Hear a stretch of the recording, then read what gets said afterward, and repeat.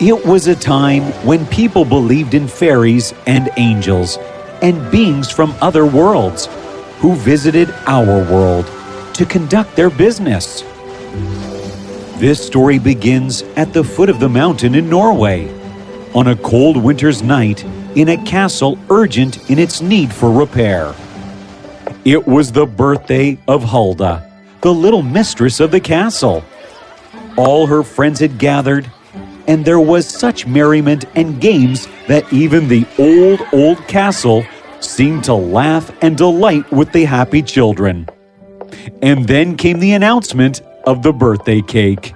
Children, it is time! The cake! The cake! Woohoo!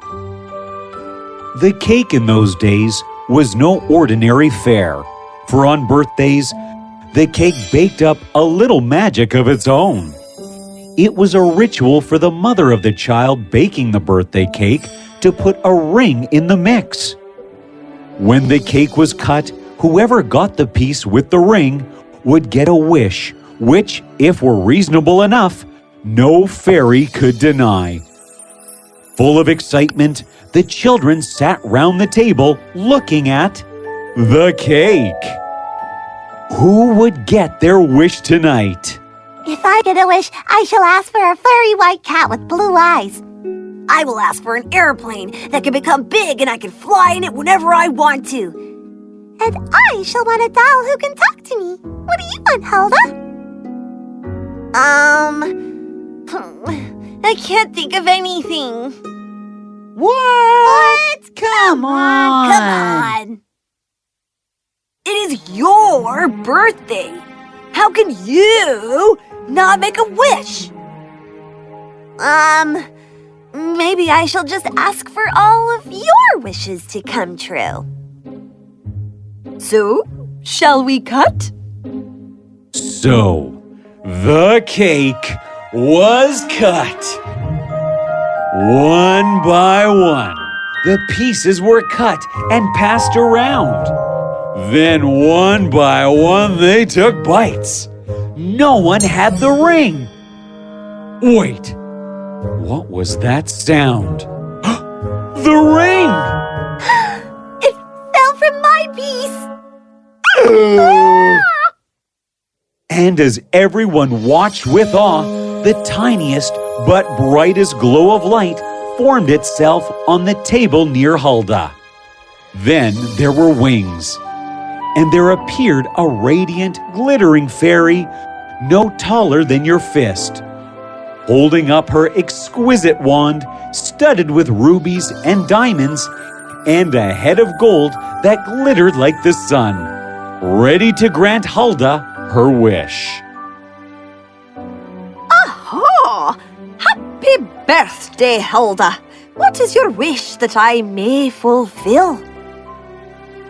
Hulda stared at the fairy, and in that moment, she was consumed by a desire so intense to possess the fairy's beautiful wand. Please, may I receive your gorgeous wand? My heart so craves to possess it. At that moment, the fairy lost her luster and became transparent. She almost sobbed. Hulda asked of her, Have I wished for something wrong? Oh, dear, dear fairy. Oh! You have asked not just for my wand, but rather for my life. For what is a fairy without her wand to do good in the world? And now the gnomes of the underworld will want to imprison me, for if they manage to imprison a fairy, their powers to create trouble in the world increase. I didn't know. I am so sorry. I thought you would have many wands. What have I done? I do not want your wand anymore. Please keep it. I must grant you your wish, Hulda. So you must have my wand. Oh, but do keep it safely and don't give it away to a gnome, please. Maybe I shall see you again someday. Here, This wand is now yours. Hulda was horrified at the harm she had caused the fairy. She kept the wand in a wooden box, locked it, and carried the box wherever she went to keep the wand always within her sight.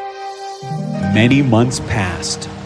Such news as a fairy having to give up her wand was indeed very breaking in the other worlds. A gnome heard of it, and there was nothing more he wanted than to imprison a fairy. So he disguised himself as a peddler and reached Hulda's castle to steal the wand. He was careful to pick a day and time when Hulda was quite alone at home. He wore very high shoes to appear taller and covered his green face, and he carried a sack on which he put a spell that whoever laid eyes on it would want to see what is in it. And then he called out so that Hulda would hear. Necklaces, bracelets, rings and earrings. No jewels lovelier than these have you seen. Birds of gold and silver, serpents of rubies and diamonds. Trees and animals, carved in sapphire, amber, pearls, and emeralds. Hulda, who was playing in the garden, heard the gnome's call, and the moment she laid eyes on the sack, she was struck by the spell, and she ran out into the garden to see his wares. Wait! Will you please let me just see your wares? Please? What? Here? I can't let you inside the house, for I am alone. What has become of the world? Now even children wouldn't trust a sick old man and invite them home and give them a glass of water in the hot sun. Oh, I am so sorry. Please do come in. And when the gnome reached the house, his eyes turned red, for he sensed the presence of the precious wand. He coughed miserably. When Hulda ran to get him a glass of water, he went to the box and ran with it. A bracelet fell from his sack. When Hulda heard and saw the box missing, she ran after the gnome. The wand! Give me back the wand! You're a gnome! Come back! The gnome looked at Hulda, and then below the pine tree, he stamped the earth twice. The earth quaked, and a hole appeared. The gnome jumped into it, and then the ground closed again before Hulda could reach the spot. Hulda sat there and sobbed. I lost the poor fairy's wand. What have I done? Hulda was consumed with despair. She kept the gnome's bracelet safely, fervently hoping that someday it might help her get back the fairy's wand somehow. A year passed this way, and when her birthday came again, it was not a merry party, for all the children were still sad for the fairy, and they desperately wanted to help Hulda and the fairy. So this time, when the cake was brought, What shall we wish for? Whoever gets the ring, wish for Hulda to know how to bring the wand back to the fairy. Would you all do that for me? Indeed, we would. So, when one of the children found the ring, without a second thought, the child wished. I want for Hulda to know how to bring the wand back to the fairy. The room was filled with a blue light that came from the bracelet that the gnome had dropped. Hulda went to the dresser to retrieve it. The bird on the bracelet came alive and said, When time changes and 1 year passes into another, the gnome will come out from down under. Follow him, then to his world, and remember, Only that what they steal is theirs, not what they buy. In their world, proof is what matters, else a truth is as good as a lie. And the light faded, and the bird became lifeless again. Whoa! What was that? I never knew even bracelet birds could talk. But what in the world did it mean? I think when 1 year passes into the next, when 1 year passes into the next, it is New Year's Day! And midnight! Yes, at that time, when the earth opens, I am to jump into that hole in the ground. And the rest of it? Only that what they steal is theirs, not what they buy. In their world, proof is what matters, else a truth is as good as a lie. I will never know till I go down there. You will go to the world of the gnomes. It could be dangerous. Not as dangerous as living your entire life in a prison, isn't it? I will go. From that day, Hulda wore the bracelet all the time, hoping that the bird would come alive again to help her. But the bird remained still and lifeless. On New Year's night, Hulda went to the pine tree and waited with her friends. The moment the clock struck 12, the earth shook and parted. The gnome popped out from the hole.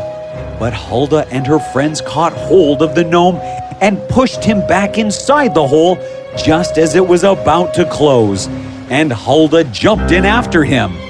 She fell for a long time till she finally landed on a clump of mushrooms. It was the courtroom of the king of the gnomes. My, what have we here? A human? Your Highness! Jerry, what is she doing here with you? I don't know, Your Highness. Hulda wasn't quite sure what to say. And when you're not sure what to say, the truth is usually the best option. I have come here to take back the fairy's wand. The wand? Why, Jerry, didn't you say that you had stolen it? Yes, I had indeed stolen it. Then the one is ours, human. Now you go back. Hulda was not going to simply go back now. She thought hard, and then what the bird had said on her birthday suddenly became all clear. No. Your Highness, he did not steal it from me. No. I stole it. I stole it. Remember? Then why did you leave this behind? He took an exchange for this bracelet. That is not real stealing, is it? This is like he paid me for the wand, isn't it? No. Oh, yes. This is our bracelet. Jerry had stolen it from the Queen of Bird Nests. Jerry, how dare you actually really buy something and tell us you stole it? How dare you? Jerry, how dare you? Jerry, how dare you? I dropped it by mistake. But it still doesn't count as stealing, does it? Return the wand to her. It does not belong to us. And guards, put him in jail for not stealing. Now, wait a minute. Did I hear this right? The gnomes don't take anything that does not belong to them. And for something to belong to them, it must be stolen? What? Really? I am glad we stay with humans, don't you? Well, the wand was returned to Hulda, and she was led back to the pine tree. That night, who should Hulda see but the fairy in her room? Fairy, oh, dear fairy, I brought your wand. I am so sorry. How you must have suffered without it. That's okay, Hulda.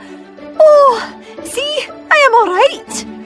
Whatever happened was for the best, because now that I've got my wand back from the gnomes, no gnome till the end of time will ever be able to steal my wand ever again. Thank you, Hulda. Thank you so much. Mwah!